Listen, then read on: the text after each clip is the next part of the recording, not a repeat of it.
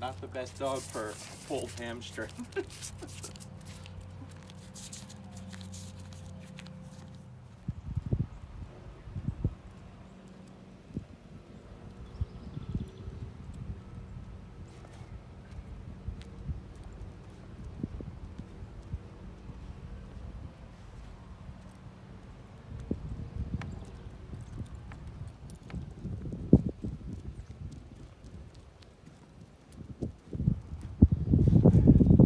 Still can't lift that leg very good.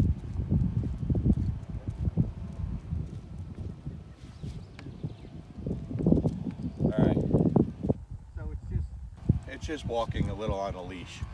But you saw she's a really, really hard puller, okay? At home, her owners use a prong collar. I take the prong collar off as soon as the dog comes here. I'm not teaching anything with the prong collar on. So if you see, I just have a wide leather flat buckle collar, and she pulls really hard. You saw from the first clip. I have to be careful because I got the torn hammy, so I can't move very well. But for me, you can't fix behavioral problems, in my opinion, until at least you teach the dog to walk nicely next to you. If you have to have a prong collar to do that, I think there's a problem. I don't think that's beneficial. So I just did a little quick demonstration here, but you guys have seen me do it so many times before, so I'm not going into too much detail. But even with a very, very hyper wild dog like this that does pull extremely hard, in 5 minutes, the dogs learn to pay attention where you're at. Instead of focusing on what's ahead and wanting to get there, I start right from the beginning. I take the leg and I use it to turn the dog and go the other way. After 1, 2, 3 times, they start paying attention to where your body is, and they're like, okay, this is where I need to be. You understand? They start picking up on it.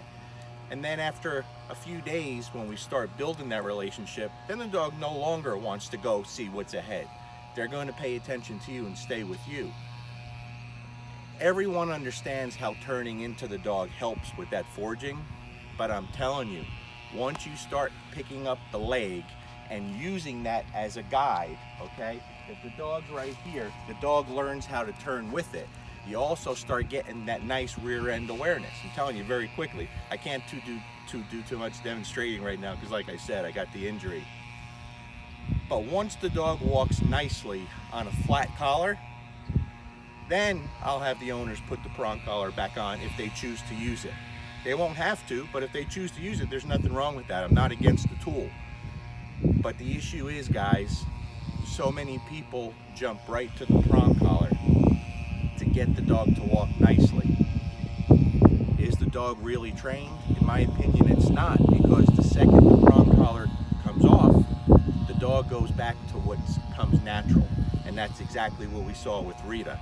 Took the prong collar off, it goes right back to pulling real hard. I want to teach her that when you're on leash, you're to be next to me until I release you.